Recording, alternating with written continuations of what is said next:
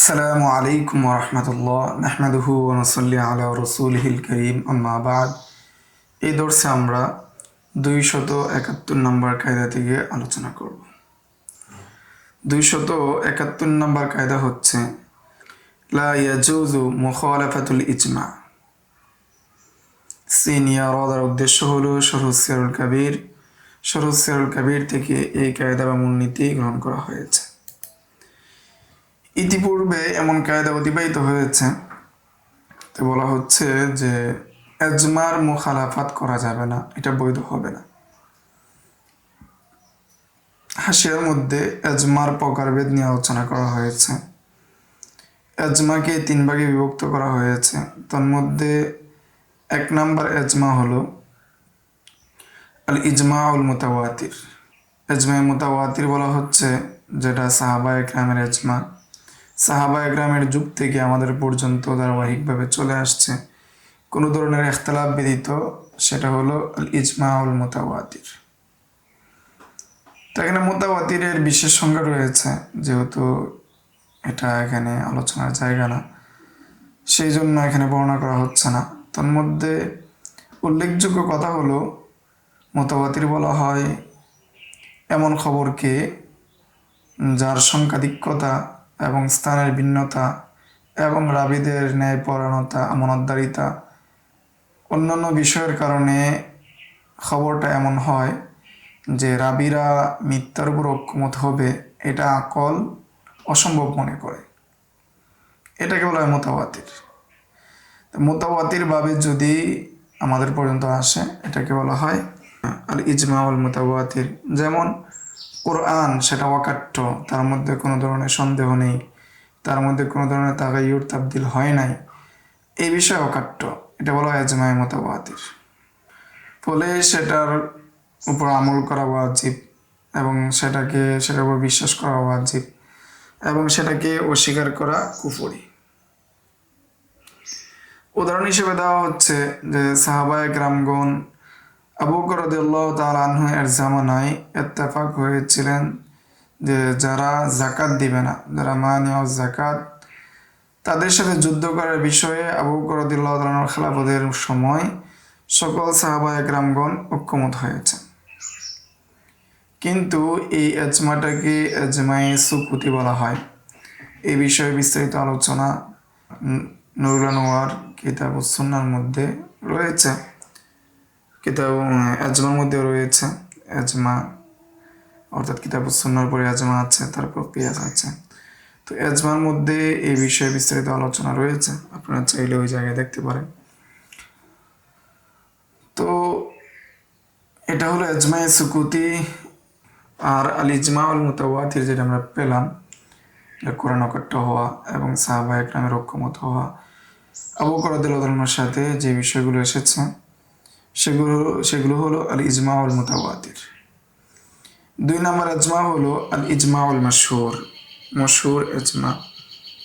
সেটা হলো সাহাবায়ে কেরামের পরবর্তী জামানার উলামায়ে কেরাম সলফদের যে এজমা রয়েছে, সেটা যদি আমাদের নিকট তাওয়াতুরের সাথে আমাদের নিকট পৌঁছে, সেটাকে বলা হয় আল ইজমাউল মশহুর।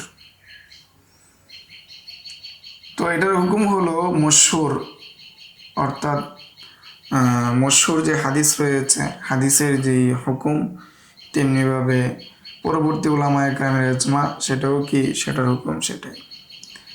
এর মাধ্যমে ইতমিনানের ফায়দা দেয় এবং সেটার উপর আমল করা ওয়াজিব। যে ব্যক্তি সেটাকে অস্বীকার করবে তাকে গুমরা হিসাবে ধর্তব্য হবে, তাকে কাফের বলা যাবে না, তার দিকে কুফরি নিসবত করা যাবে না। 3 নম্বর এজমা হলো আল ইজমাউল আহাদি। ইজমায়ে আহাদ, অর্থাৎ সেটা আমাদের নিকট পৌঁছেছে খবরে ওয়াহেদের মাধ্যমে।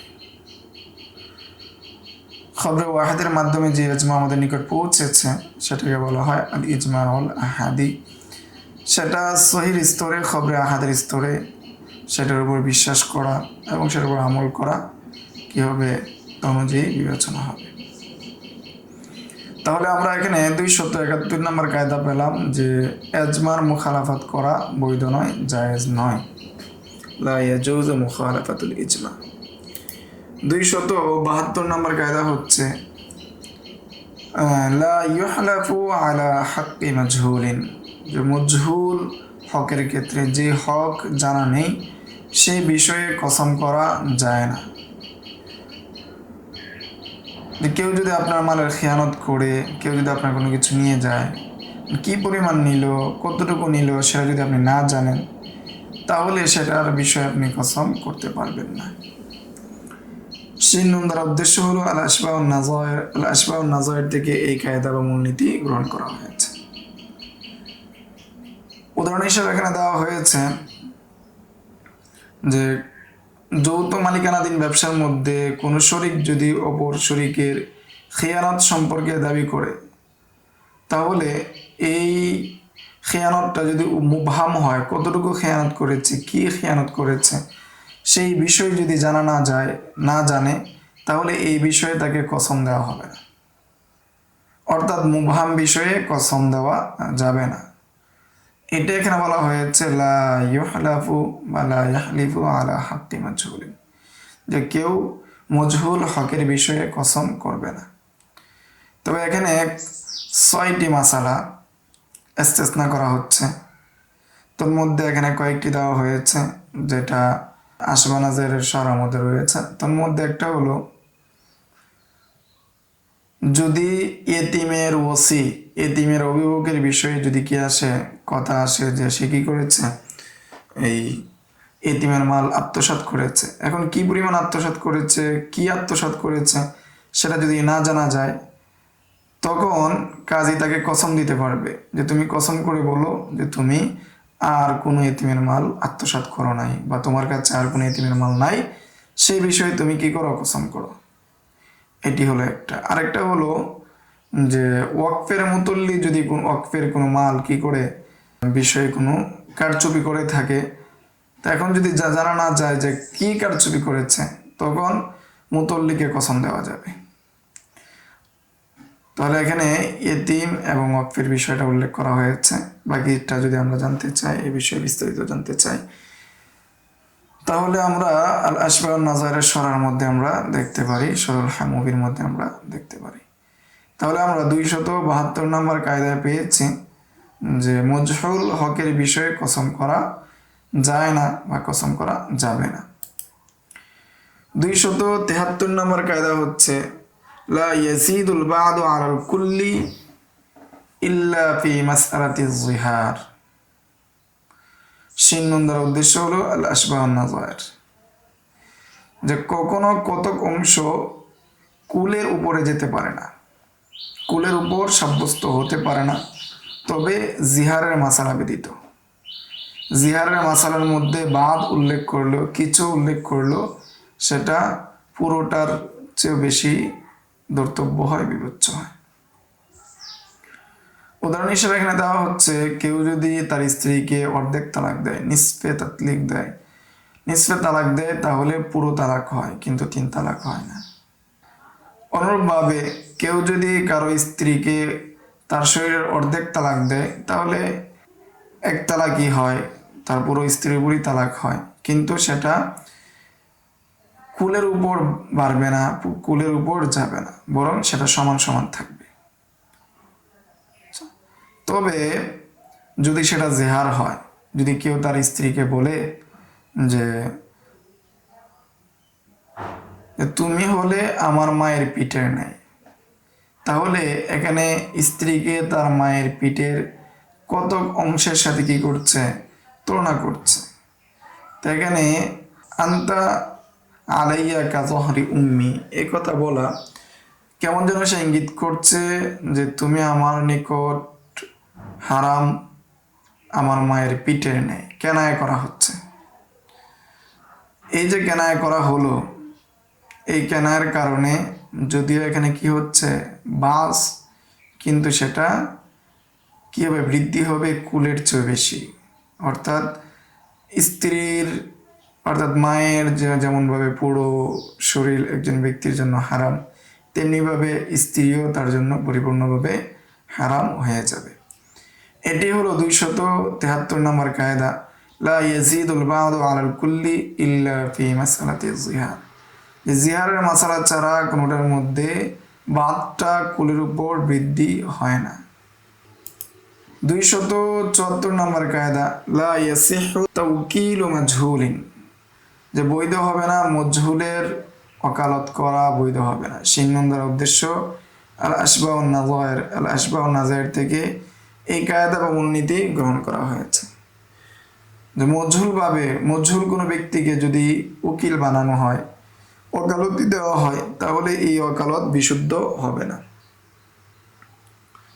উদাহরণ হিসেবে বলা হচ্ছে, ঋণদাতা যদি ঋণ গ্রহীতাকে, দায়েন যদি মাদিয়ুনকে বলে, যে ব্যক্তি তোমার নিকট এরূপ এরূপ আলামতে আসবে, যে তার পাঞ্জাবি এটা হবে, তার টুপি এটা হবে, তার চেহারা এরূপ হবে, অথবা যে ব্যক্তি এসে তোমার আঙ্গুল ধরবে, নির্দিষ্ট আঙ্গুল ধরবে, তার নিকট তুমি আমার কি করে দিবে, মালটা দিয়ে দিবে। এভাবে যদি কেউ কাউকে উকিল বানায়, আর মাদিয়ুন যদি ওই উকিলের কাছে মাল দিয়ে দেয়, তাহলে মাদিয়ুনের পক্ষ থেকে তার ঋণ আদায় হবে না, কেননা মাজহুলের ওকালত বৈধ নয়। যেহেতু মাজহুলের ওকালত বৈধ নয়, সেই হিসাবে মাদিয়ুনের ঋণ আদায় হবে না। এখানে আরেকটি কথা বলা হচ্ছে, সরল মাজালার মধ্যে এসেছে, সেটি হলো, যদি উকিল বানায় কিন্তু কিছু যদি অজ্ঞতা থাকে, সামান্য যদি অজ্ঞতা থাকে, সামান্য যদি অস্পষ্টতা থাকে, তাহলে বৈধ হয়ে যাবে। যদি দুই ব্যক্তিকে বলে যে তোমরা কি করো, আমার পক্ষ থেকে এই গোলামটাকে বিক্রি করো, এখন যে কোনো একজন যদি বিক্রি করে ফেলে, বিক্রয় বৈধ হয়ে যাবে। কেননা এখানে অজ্ঞতাটা হলো জাহালতে ইয়াসিরা, অর্থাৎ অস্পষ্টতা কম, কিন্তু পূর্বের যে অজ্ঞতাটা, যে আলামত বর্ণনা করা হয়েছে, সেই আলামতের ভিত্তিতে কেউ যদি নিতে চায়, অন্য কেউ এসে নিয়ে যেতে পারে। যেহেতু এখানে জাহালতে ফাহিশা, সেই জন্য সেই জায়গার মধ্যে লা ইয়াসিহু তাওকিলু মাজহুলিন, এই মূলনীতির ভিত্তিতে বৈধ হবে না ওকালত। 3 নম্বর উদ্দেশ্য আল আশবাহ ওয়ান নাযায়ের, আল আশবাহ ওয়ান নাযায়ের থেকে এই কায়দা বা মূলনীতি গ্রহণ করা হয়েছে।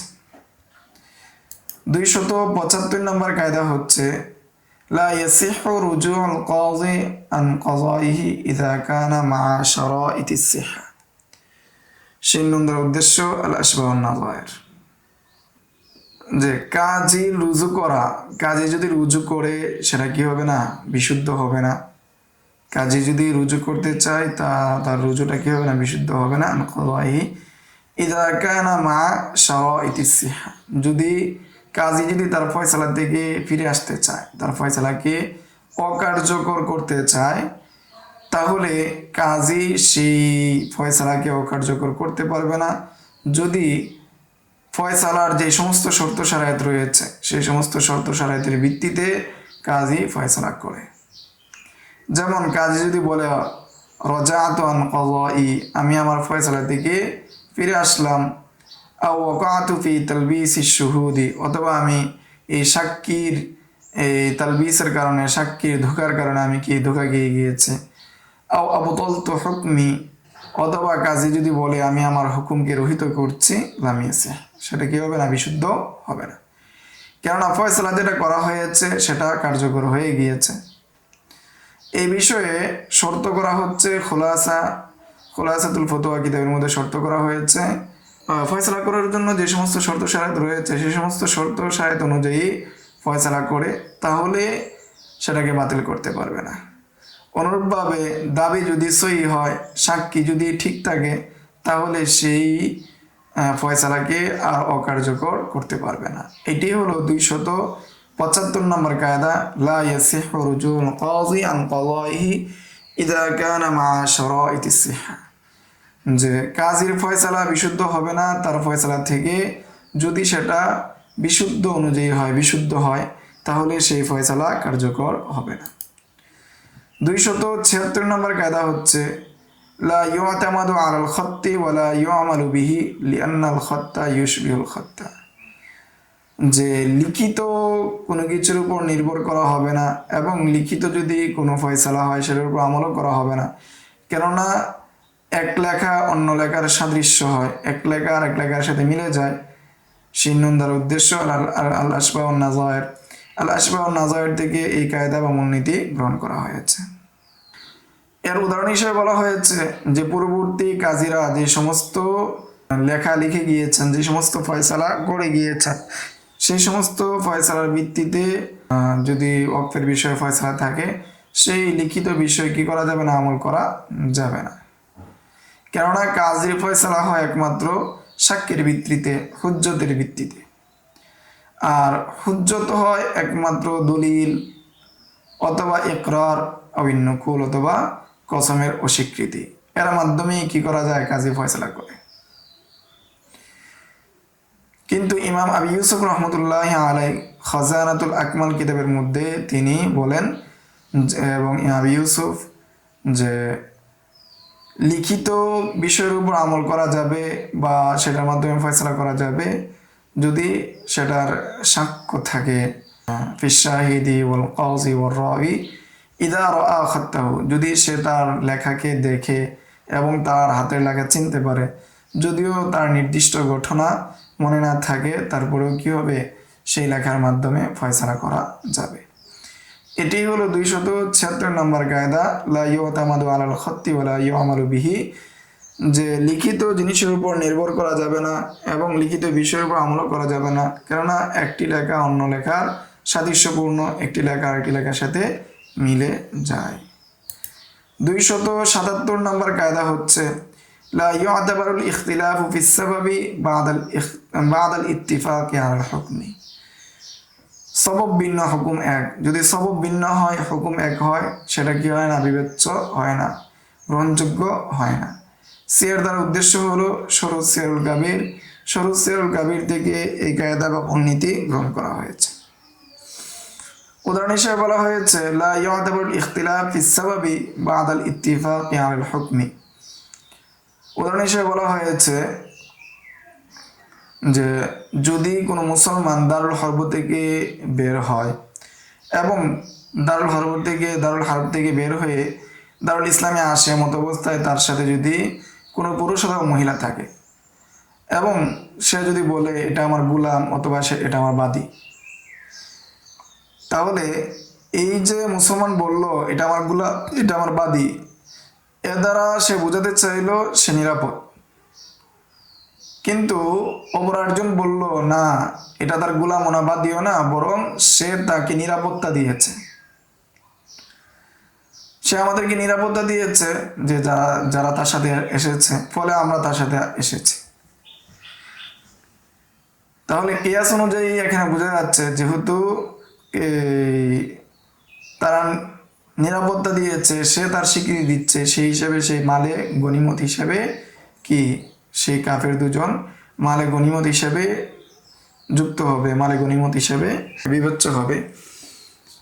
কিন্তু এখানে যে দুইটা দাবি হচ্ছে, এক দাবিতে বলা হচ্ছে তারা গোলাম, অন্য দাবিতে বলা হচ্ছে তারা মুস্তামিন, তো উভয়টার ফলাফল কিন্তু এক। ফলাফল এক বলতে এখানে বোঝানো হচ্ছে যে উভয় দাবির ভিত্তিতে বোঝাচ্ছে যে তারা মুসলিম দেশের মধ্যে যদি নিরাপত্তা না নিয়ে যদি আসতো, তাহলে তারা মালে গনিমত হিসেবে গণ্য হতো। সেই জন্য ইস্তেহসান হিসাবে তারা দুজন স্বাধীন এবং নিরাপদ মুস্তামিন হিসেবে গণ্য হবে এবং তারা ফিরে যেতে পারবে যদি তারা চায়। কেননা সবব দুইটা ভিন্ন, একটা হলো মুসলিমের দাস হওয়া, আরেকটা হলো অনুমতি সাপেক্ষে আসা। সবব যদি ভিন্ন, হুকুম কিন্তু এক, সেটা হলো তারা দারুল ইসলামী নিরাপত্তা পাবে, সেই নিরাপত্তায় বহাল থাকবে। এটাই 277 নম্বর কায়দার মধ্যে বলা হয়েছে লা ইউতাবারুল ইখতিলাফ ফিস সাবাবি বাদাল ইত্তিফাক আলাল হুকমি, যে সববের মধ্যে ইখতিলাফ হলে সেটা বিবেচ্য হবে না যদি হুকুম এক হয়ে যায়। সিয়ার দ্বারা উদ্দেশ্য সরুদ সিয়ারুল কাবির। 278 নম্বর কায়দা লা ইউফতা বিকুফরি মুসলিমিন মাহমা আমকানা, যদ্দূর সম্ভব কোনো মুসলমানকে কাফের বলা যাবে না। সেই বিষয়ে বিস্তারিত আলোচনা আমরা সরেউকুতে করেছি যে যদ্দূর সম্ভব কোনো মুসলিমকে কাফের বলা যাবে না। র দাল দ্বারা উদ্দেশ্য আব্দুল মুখতার লিল আলাউদ্দিন হাসকাফি রাহিমাহুল্লাহর কিতাব থেকে এই কায়দা বা মূলনীতি গ্রহণ করা হয়েছে। উদাহরণ হিসেবে বলা হয়েছে, যদি কোনো মুসলমান কুফরি করে আর কোনো দুর্বল রেওয়ায়তের মাধ্যমেও কি জানা যায় সে কি তাকে মুসলমান হিসেবে হুকুম দেওয়া যাবে, তো দুর্বল রেওয়ায়তের মাধ্যমেও যদি তাকে কুফরি হিসেবে কি দেওয়া যায়, হুকুম মুসলমান হিসেবে রাখা যায়, তাহলে তাকে কাফের বলা যাবে না। আর যদি দুর্বল রেওয়ায়তের মাধ্যমেও তাকে কাফের হিসেবে রাখা না যায়, তখন তাকে কাফের হিসেবে হুকুম দেওয়া হবে।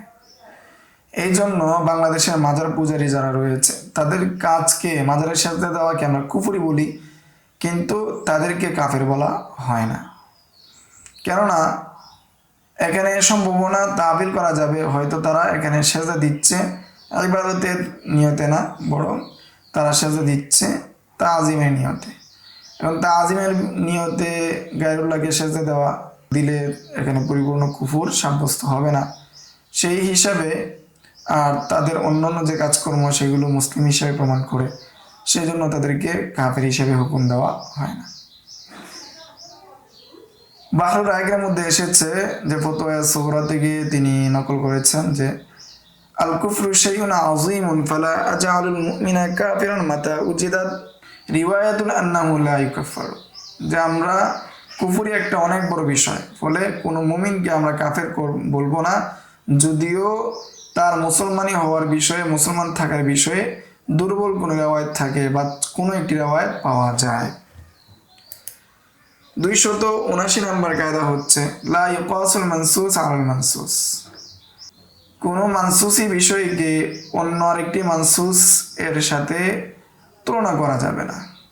উদাহরণ দিয়ে আবার আমরা কায়দা আলোচনা করব।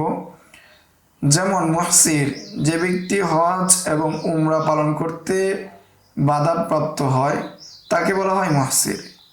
সে যদি হজ এবং উমরা পালন করতে বাধাপ্রাপ্ত হয়, তখন তার উপর আবশ্যক হলো সে একটা হাদী প্রেরণ করবে, যাতে করে হাদী প্রেরণ করার মাধ্যমে সে উমরা বা হজের ইহরাম থেকে হালাল হয়ে যায়। কিন্তু আতা ইবনে আবি রবাহ বিখ্যাত তাবিঈ, তিনি বলেন যদি কি না করতে পারে, হাদী প্রেরণ না করতে পারে, তখন সে 10 রোজার মাধ্যমে, 10টি রোজা রাখার মাধ্যমে সে হালাল হয়ে যাবে। এই 10টি রোজা রাখার বিষয়ে আতা ইবনে আবি রবাহ তিনি কিয়াস করেছেন যে হজ্জে তামাত্তুর মধ্যে যে কেউ যদি হাদী না দিতে পারে তাহলে কি করতে হয়, তাকে 10টি রোজা রাখতে হয়, সেটার উপর কি করেছেন, তিনি কিয়াস করেছেন। কিন্তু মদিনাবাসীরা বলেন যে সে হালাল হয়ে যাবে কোনো কিছু ব্যতীতই, কোনো কিছু লাগবে না, এমনি সে কি হয়ে যেতে পারবে, হালাল হয়ে যেতে পারবে। কিন্তু ফিকহে হানাফি বা ফুকাহে আহনাফ তারা বলেন যে হাদী প্রেরণ করা ব্যতীত সে হালাল হতে পারবে না। কেননা মুহসির ব্যক্তির হুকুম কোরআনের মধ্যে বর্ণিত, সেটা মানসুস, সেটা হলো যে তার হালাল হতে গেলে অবশ্যই তাকে কি করতে হবে, হাদী প্রেরণ করতে হবে বিশেষভাবে। এর বিপরীতে রোজাকে কিয়াস করা, 10টি রোজা রাখা অথবা কোনো কিছু ছাড়াই কি করা, হালাল হয়ে যাওয়ার যে কিয়াস, সেটা কি হবে না, বিশুদ্ধ হবে না। এটি বলা হয়েছে লা ইউকাসুল মানসুস আলাল মানসুস, যে কোনো নসকে নসের উপর কিয়াস করা হবে না, নস থেকে নস যেমন আছে তেমনই থাকবে, সে বিষয়ে কিয়াস চলবে না। সিয়ার দ্বারা উদ্দেশ্য শুরুত সিয়ারুল কাবির। 280 নম্বর কায়দা বা মূলনীতি হচ্ছে লা ইউকদ্দামু আহাদুন ফিত তাসাহুমি আলাল হুকুকি ইল্লা বিমুরাজ্জিহ।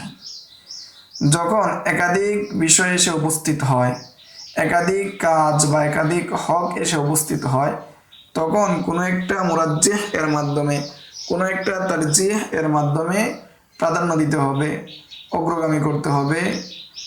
কোনো তার জিহাদের মাধ্যম ব্যতীত যে কোনোভাবে কোনো একটাকে অগ্রগামী করা যাবে না।